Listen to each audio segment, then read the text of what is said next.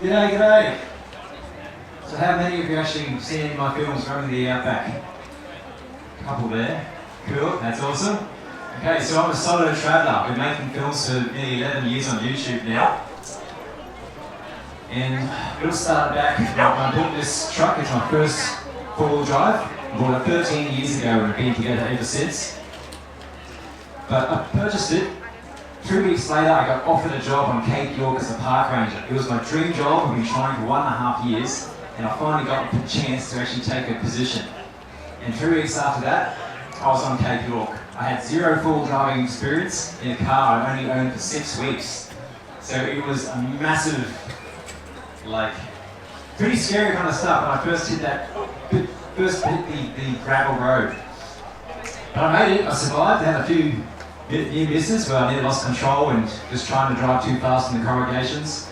But I made it all the way up there and did a wonderful 2.5 years as a park ranger, and that's where I sort of got that first taste of real adventure, real remote places, being on my own for long periods of time, where I might stay 5 or 6 months on the ranger base, go to a big ration supply, and buy another 5 or 6 months worth of food, and back up again. But during that time, I did a 3-week trip from Cairns to the tip of Cape York solo. I took 3 weeks off holidays, and I hear people, they spend years planning for Cape York, how wild and remote it is, and they're getting the rig all set up. And I just ended up doing it myself solo, and basically my Defender was still stock standard. I had nothing but a bull bar, snorkel, and all-terrain tyres on this truck. Back then it was just basic Defender, and I was doing it. I was doing that dream, that adventure I've been wanting to do for so long, Cape York. And that was like the best adventure of my life.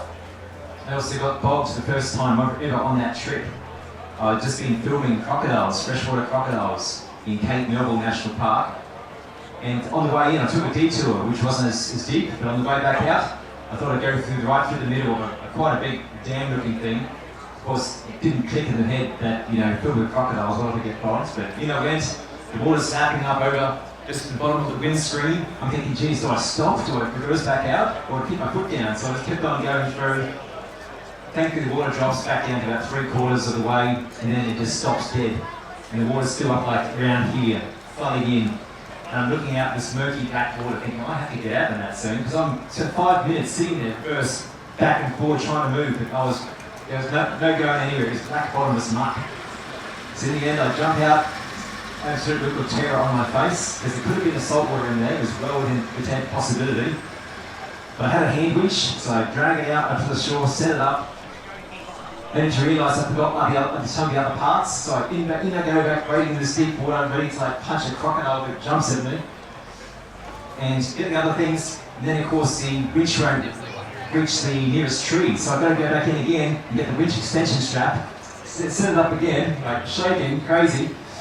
And I did get myself out. It took about 15 minutes of really hard slogs, some of my size on a hand winch, trying to throw myself back and forth, but I got myself 1.5 meters out, and I could drive the rest of the way.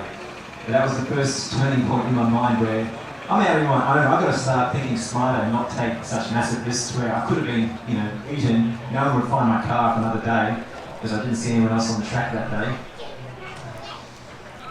So I finished Cape York, ended up getting a job here in Brisbane. Did my time in the remote place, Cape York. But something inside me kept thinking, I have to go out again. I need to see more adventure. But of course, I kept waiting to meet someone. I kept thinking, I want to have someone to share this journey with. So I waited, and my 20s disappeared. I never got to go back out on the road. And then I thought, my 30s, I don't want to miss out again on my 30s, waiting for someone. I'm going to just go and do it.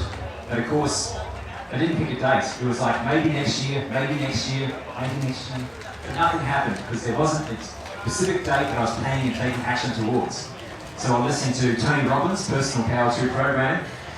He talked about picking a date, setting a goal, and then taking immediate action. So I picked a date when I listened to that program. And within a week, I was stripping this car out and began rebuilding it into something I could tour in long term for up to a year. That was comfortable, that had my fridge, cooking, everything I needed to survive long-term touring. And after 2 years, I wasn't quite ready, so I pushed it out one more year. And then I set off in 2015 on a solo 10-month trip around Australia. I ended up doing about half of that, all the way down the east coast around Victoria, up through the goods track and then up the centre line through the Northern Territory, and that was just magical. I've never been as happy in my life and as that last month, like month 9 and month 10, where I felt so alive. I believed I could just about do anything. And then of course I went back to my dead-end job and all that passion and things started to fade again. I thought maybe then I'd settle down, so I started looking at buying a house. Did some math, $300,000 home loan over 30 years, with what I earn, about $52,000 a year after tax, is about 40-something grand.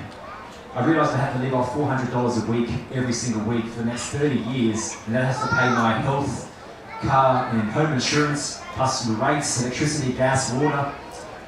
This has to be maintained, diesel, and food, and all the other expenses go to owning a home. I cannot do that. That is slavery for me for 30 years, and that's not what I want. I can't just be a slave to bricks and mortar.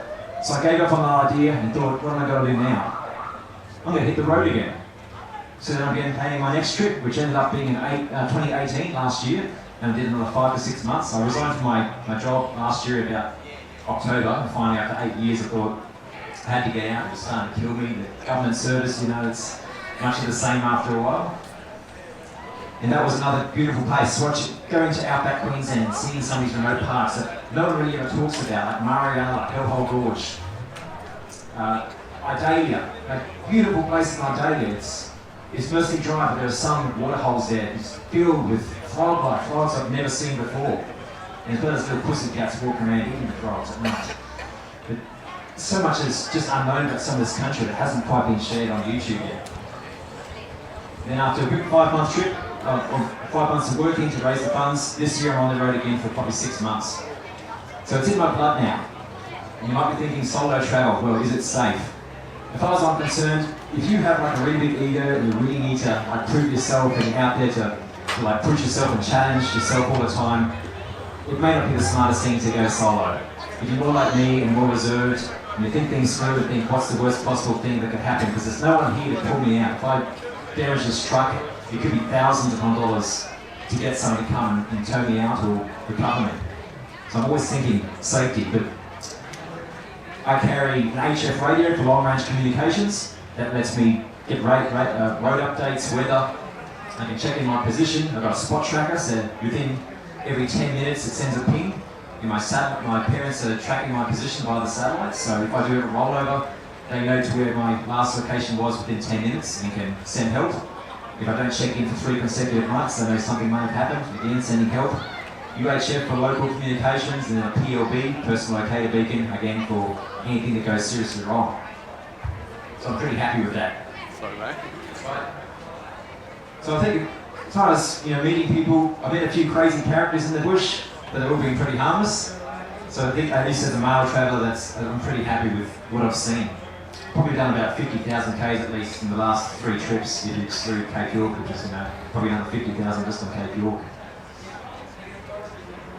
Now, I want to share some pretty sad statistics. I know a lot of people wait until retirement. They want to live that someday in the future. Keep putting it off because work seems so important at a point in time. You're putting your kids through school, you're paying off that bricks and mortar and filling it with all the nice things. But we don't live forever. We have a short lifespan. The average male lifespan in Australia currently is 80 years old, and the average female 84. So if we get our first job at 21, so we did a 3-year degree, we'll have another 59 years of work until we get to retire. Well, my age, it's 70. It's been pushed up from 65 to 70. Woohoo. So at 70 years of age, on average, I'd have 10 years as a male of retirement living before I could potentially be gone. Women, 14 years. So 10 to 14 years of retirement living after 49 years of hard work. Now, the chance of getting cancer in Australia by your 85th birthday is 1 in 2 for men, 1 in 3 for women. So assuming you did make it to that age, you've got a good 50% chance that you would have had cancer and may have died in that time anyway. Almost 1 in 10 people get dementia by their 65th birthday. Obesity, that's 62% of Australians are either overweight or obese. So we're not exactly a healthy race. The older we get, the more chance we have of not being capable of actually living that dream we've been wanting all these years. So I'm thinking, I've got to get out there and do it now. So that's what this part of my life is more about, the adventure. Because I can still walk, I can climb a mountain, I can change a tyre. I don't have to live in constant fear of injury at this point. So I just want you to take a moment and think about that. So maybe the house is important, but maybe you could, rent it out a year. Just hit the road, go travel.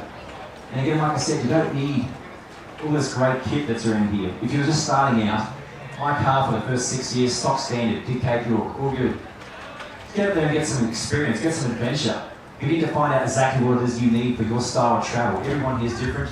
I'm very happy with what the purchases I've made over my lifetime of this car because I haven't had any bad purchases. I've really thought things through. I don't have endless money to throw at new kit. I do most of it myself. So the truck. I'll go through a few little things. It's a 1993 200 TDI Defender. I have it set up for long-range remote area solo touring. So I've got 2 fuel tanks. It totals 185 litres at 8 kilometres per litre. When fully loaded at around 3 tonnes, I get 8 kilometres per litre. So that's about a 1,400 kilometre safe range. So I can head out and initially roam the Outback and not worry about where I am. I can just keep travelling. I carry about 71 litres of water on board, so that's at least 2 to 3 weeks of supply for me, and enough food for at least 2 weeks. So I just did a beautiful 13 days out of Karawinga National Park, where I did a 4-part series there, exploring that. And 13 days, no problem, still have to miss another several days of water, and we could have survived another week if I needed to. Because I'm always thinking, again, if I break down, old Land Rover has a few little issues, I can always fix it, but sometimes it might take me a little bit longer. But I want that safety net for being there. Electricity. I did have lots of solar on top because I was editing my footage, and that takes up a lot of power. So I've got the 2 auxiliary batteries currently, but I'm changing that down to just a single lithium, 100 amp hour, and 300 watts of solar, and that should be fine running my fridge and oven and my laptop for most of what I need to do. Upgrades. Land Rover front diffs. They tend to have some issues with being a single pin diff or hook. You tend to snap or shear or something would go wrong. So I've upgraded front and rear to Detroit True Tracks, which are a limited slip diff. So I've always got traction wherever I am. I didn't want to go full lockers because I'm not really extreme. I'm more about touring and seeing as much as I can, and having something that works 100% of the time for me, rather than the 1% of the time I need a diff locker, works much better. I've felt it kicking, driving through sand, country, back and forth, it shifts, always finding that traction again. So that helps me not get bogged. A few upgraded half shafts, that was another issue with some old Land Rovers, 10 spline design, so that's been upgraded. The bigger intercooler to give me a little more power, extra 15 horsepower, I've got out just an intercooler upgrade. And then of course lately I've been living in a crawl space for the last 18 months of travelling with 3 trips. Just made a bed platform that fit in here, and I have enough room to move, turn around. It was cheap, it cost me nothing. Let me do 3 beautiful trips around and see this great country. But obviously long-term touring, 6 months a year at least. So I've upgraded to a Volvo pop top, so that can now give me a home. And I can also push up the bed platform. And now I actually can stand up inside, get changed rather than trying to get changed lying down when it's outside raining. So but I might be able to set up more of an editing system inside as well, rather than being hunched over in a tent for 3 weeks, which I've been doing lately, which is not a good thing. So I'll start opening up any questions about solo travel, or defenders, or the places I've seen. No? Video gear to use? Video gear, I've got 2 Nikon cameras, just DSLRs. I've got the Mavic Air, drone, GoPro 7 and GoPro 3. So it's all fairly consumer stuff, and then just edited on a basic laptop, and that's been made some pretty cool films. My style of filming, if you haven't seen it, my subscribers typically say it's more like Malcolm Douglas, Wayland Brothers, or Bush Tuckerman. So that's the kind of style I do. It's nice and slow. I like to see and take my time and actually enjoy the places I'm visiting and not just rush through to the next destination. So I put up in a spot and end up spending a week or maybe more. And I don't have a set deadline. I had plans this year to be different places, but that's not how the thing sort of worked out, and I found myself in Sydney or something somehow. So yeah, nice and slow travel, really enjoy just sharing that nature and the wildlife, the places I see, compared to some other channels which are more just all on more about the car, and they have lots of cars behind them to help me out. Being a solo traveller, so I do things differently, and ultimately where I'd like to travel a bit slower and enjoy the experience. Yes? So what's the trip you're planning for the next few months? So next few months, so after I finish putting everything I took out back in this week, we're back to Brizzy for a few days to offload my old kit, repack, and straight off to Inaminka, and then continue my plans for this year and do Wellfoot and Diamantina National Parks, which are two sort of remote outback Queensland parks, which very little information is out there available on them. Almost no one's been to them on YouTube, so I intend to explore those and see what it's like. By then it's probably going to be too hot, so I'll be retreating back to the coast, finding another job for 5 or 6 months, raise the travel funds, and then back on the road next year, probably Simpson Desert first up. Yep. What was your most difficult situation when you were on your own? How did you get out of it? On my own, most difficult situation being into. Wow, I can't think of anything that's major. I'm usually pretty well prepared. Like I've got an extensive repair kit. I had a shear bolt on my alternator. I had to pull off the alternator mount, drill out the centre of the bolt, put it easy out in, pull that out, put it all back together. So I could do that about, I think it was 2.5, 3.5 hours to replace a shear bolt. I had 2 bolts come off my front fuel injection pump. I just had it replaced before I left, and for whatever reason the bolts got a bit loose. So I had to pull those out, cut 2 bolts down to the correct size, put them back in. So I've got, park ranger, jack of all trades, so I can do a lot of these things and have sufficient skill to do it.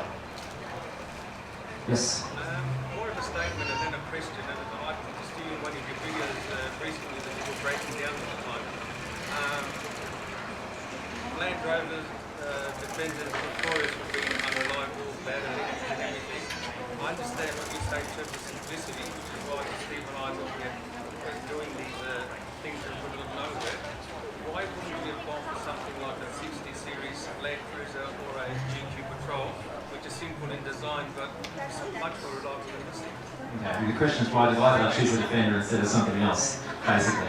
But well, I think the Bush Tucker man's to blame for that, because back in the late 80s, early 90s, his series come online and I just watched it. I loved it. It was seeing this guy out just in this incredible country, and somewhere in my mind the Defenders got painted. So when I came to buy my first four-wheel drive, I looked around. Defenders are the only thing that really appealed to me. The only car here that has character, and that I can like scratch it and beat it in a pan. I don't care, because that's a story right there. I don't need to replace that. That's beautiful. Plus, it's said that they're unreliable, but it needs maintenance. You have to keep up the maintenance on an old Defender. You've got to check the nuts and bolts, replace the popper bits. It's kind of designed so that something's got like rattle loose, but you can always put another bolt back in compared to something else that's metal, which is all welded, which can crack a pedal or something that might be catastrophically break. But I just like the old simplicity of something that's nuts, bolts, wires, and a simple diesel engine that it's just, it's basic. Anyone on earth can firstly fix this thing. Should I ever go beyond Australia? So that's, it's part of that love. Like, it's been together 13 years now. I spent about 60 grand on it in that 13 years rebuilding engine, gearbox, transfer case, front and rear axles. It's effectively a new car. And I think it's pretty reliable. Only one time in Cape York, the front diff failed, so I had to get a tray truck.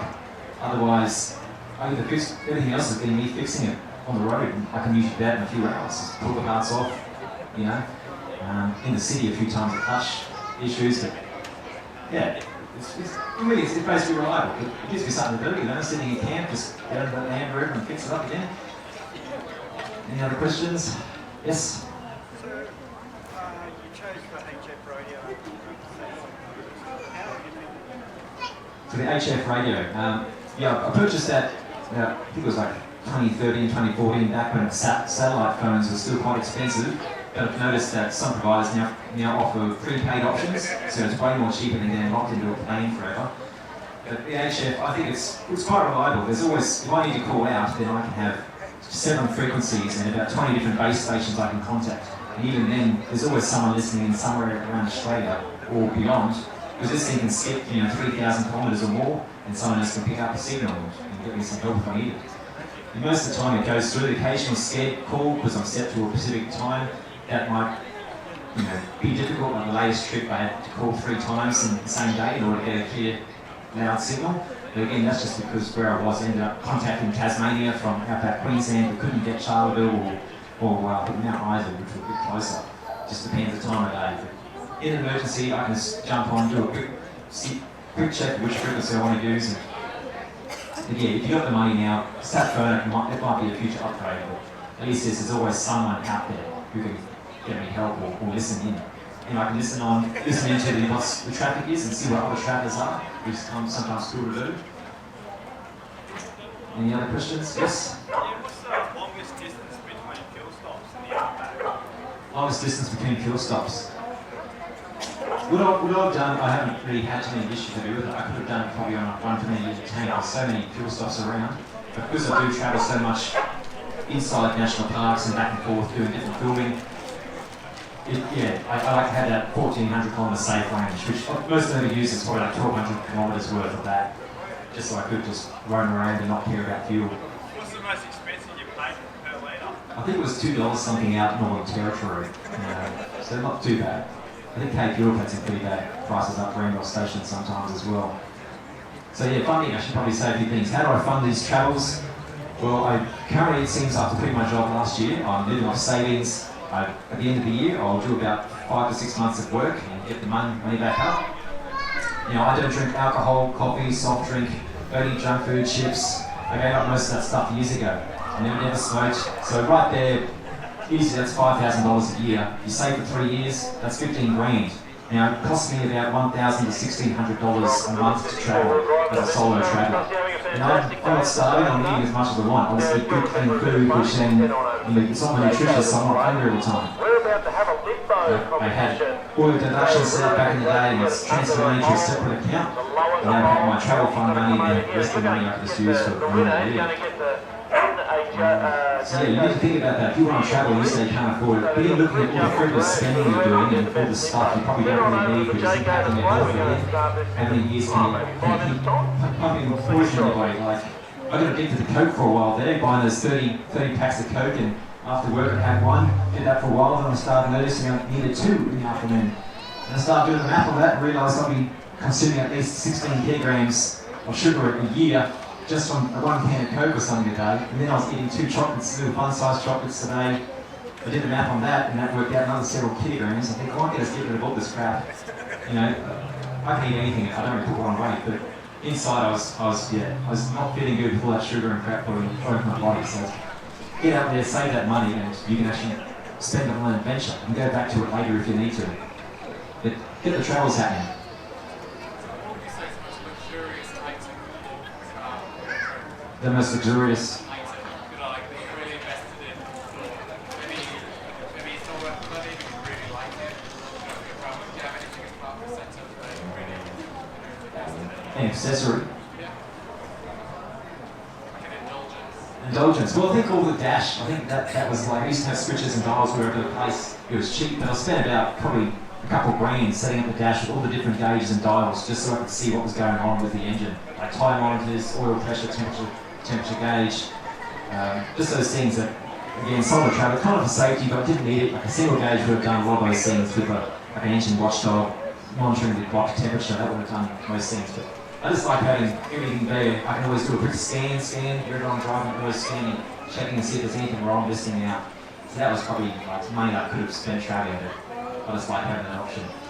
But otherwise, I think, I don't have a lot of money, so everything I do is either making it myself or doing a lot of research and being very, very particular about which purchase I make. Any other questions about anything you've done or seen? Or? Yes? I watch a lot of your videos and you go to lots of remote areas. Do you ever see any other people like yourself in the remote outback? I don't see too many solo travelers, as far as I can think. Usually they're in big convoys with a few cars or towing caravans, or they're couples and they're little troopy getting around doing a big lap or something. So there's very few people who actually go out there and just live their life. Like I said, I don't want to waste my 20s waiting to meet someone. That person never came. I'm 36, like a couple of weeks ago, still single, so I'm not going to keep wasting my life waiting. I've got to get out there and just live my life and enjoy it. Like, there's too many people, so many subscribers that said they waited and waited and they missed their chance, their health started to fail, the back went out, they're in a wheelchair now. It's, you know, it's life is so short, so yeah, you just gotta start weighing up what's more important, all this money that you're putting away for retirement, which you're not be able to enjoy because you've got 7 years left of fitness that can actually get out there and do these things. And plus, Australia is shrinking. There's more and more bitumen every single year. Some places it's not remote anymore. I think about some of the places Malcolm went and the bush tucker man, and there's bitumen all the way there now. It's two-wheel drive access in so many places. Cape York, I thought that would be wild, but I'm up there, no clue, and I make it all the way to the top, and more bitumen goes up there each year. So if you're waiting another 30 years to get to your retirement age, there's not going to be any adventure. We're going to come, by about 2050 when I get to retire, there's going to be 9.7 billion people on this earth. That's the estimation, 9.7 billion. That's 2 billion people more than today. And you think the traffic now is bad, the cities are crowded too much now. Where are all these people going to go in order to get away from it all? They're going to want to see some of these places. You're not going to have that enjoyment like you once did. You can't get away and get that personal time to sit and reflect by a campfire. It's going to be mayhem. Plus, that kind of, hammering some of our parks, all places will have to be closed or restricted access because there's just going to be too many vehicles out there. We don't know what the future holds. We have so many exponential technologies coming onto the market now, driverless cars, AIs. You might find yourself redundant in like 15 years and unable to get a job. So, don't wait. Get out there, start exploring, start living some adventure. It may not be Australia, maybe it's elsewhere, maybe you just want to be a writer or whatever else you want to do. Just start thinking about that because we're heading into some pretty uncertain times and so much things happening. Any other questions? Yes? Have you had many animal strikes? Animal strikes. I had only one on Cape York, I think, and one while travelling in 2015, and then I had a wallaby and a wallaroo in the same night about 5 months ago. So only 4 animals, maybe one bird and one bat on Cape York. So I've been pretty lucky. I don't drive at night, pretty much. I'm always set up camp by about 4 or 5 o'clock, and then I'm set and safe. Yeah, it's too much around at night. I just don't want to risk it too much. So I think, again, park ranger, I like to kill things. I like to try and enjoy it, so I want to make sure I'm down and safe and I can sit around in the spotlight. Anyone else? Cool. Okay. Some of the best parts. I think Carolina, if you're heading out to Outback Queensland, check out Carolina.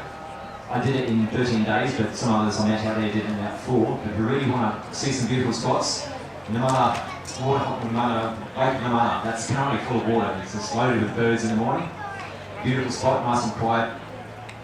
The country changes quite a bit. Peru River also has water in it, so there's still a bit of bird life along there as well. Now, I just come from Sturt National Park, which is the most remotest park in New South Wales. It's far northwestern corner, and it just changes out there from Giba to the beautiful forests. Out there, you can still get quite a nice bit of isolation. Some of the tracks are a bit rough and a bit corrugated, but yeah, it's a beautiful spot. Hellhole Lodge, that park's only opened in the last few years. So it's fairly newly opened to the public, and it's still fairly pristine. So you can have a beautiful big waterhole there, loads of wildlife again, big plateau, rocky plateau you can go around and explore. Mariala, that's a bit of a really drought sort of affected park, but if you like again silence, there's sort of snow and ice in there I saw for 3 days. It's just outside of Charleville.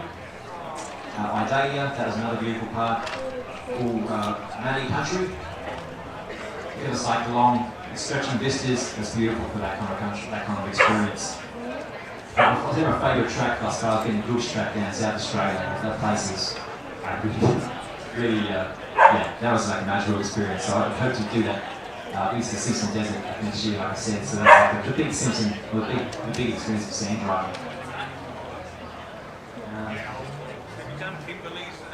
Haven't been into WA or anything yet. That's still to come. I'm still trying to get as much of this sort of eastern side of the nation done first.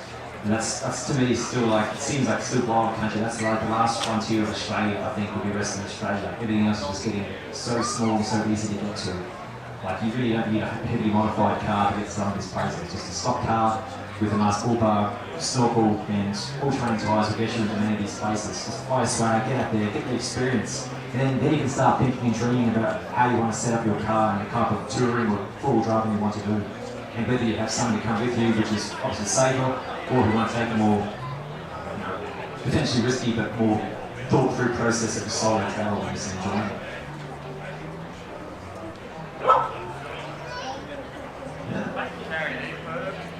Yeah, you've got the PLB. I've always got, every time I leave the car, basically when I go and bushwalking, I've got the spot tracker on me. So if I do get bitten by a snake or if I am, I can just sit down. I usually have a emergency biddy bag on board, so I can just basically put myself into that and just wait for rescue, so I'm not pumping down back from the veins. But all the snakes I've met have always been friendly snakes, that, deadly, but I think snakes pick up on your vibration and who you are. Like if you're fearing them, they'll pick up on that and they'll start figuring out why is this guy fearing me, or what's going on here.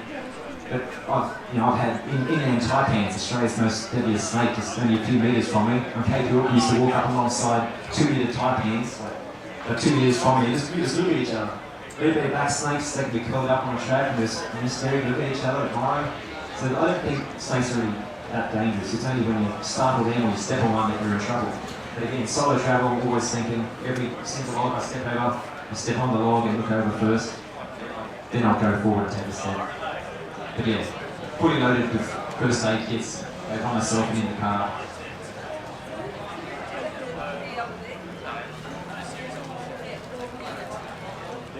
Say again?